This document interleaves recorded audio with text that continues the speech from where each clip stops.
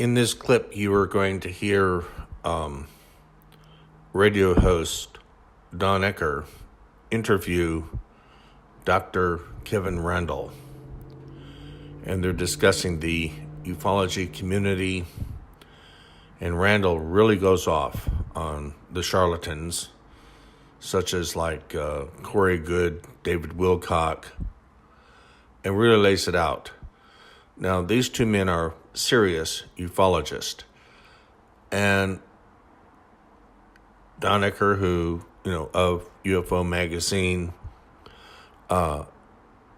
is very good at laying things out. As I've mentioned before, Don Ecker served our country in Vietnam, was injured. He also served our country in law enforcement and was injured. So he's had quite a life. And he ran UFO Magazine with his wife. Dr. Kevin Randle does have a blog. It's been up there for many, many years. And he just lays it out. I mean, he goes into the lunatics and the lunacy that's going on in the community. And so with that, I'll break into the show. What you just said struck a chord with me, and it was something that I gotta tell you, I was kind of amazed at.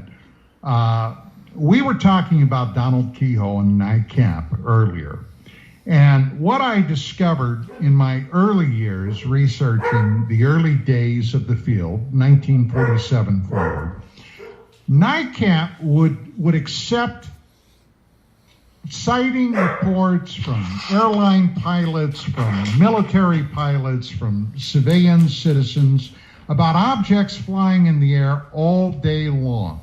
You know where they jumped back and refused to even consider it, Kevin? Oh, they didn't. If you saw the creatures, they didn't want to hear about it. Exactly. And we've all known that for years. NICAP didn't want to hear about creatures. APRO, on the other hand, loved to hear about creatures. Carl and Jim Lorenzen kind of opened all that stuff up, and they brought the idea of alien abduction to the United States with some of their work. But NICAP was more focused on, I think, attempting to get the Air Force to admit what they knew or open up the government to disclosure, as opposed to what APRO was doing. So, it's a different philosophy of the organizations.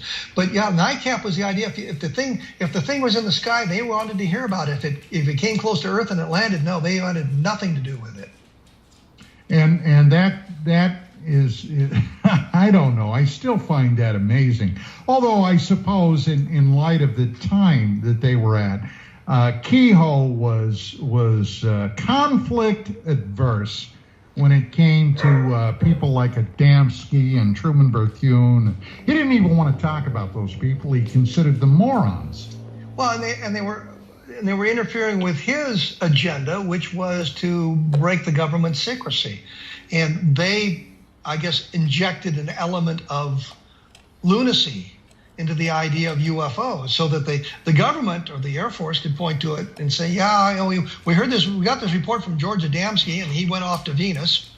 And I today now wonder why his spaceship didn't melt. Yes, Venus and the planet Clarion, and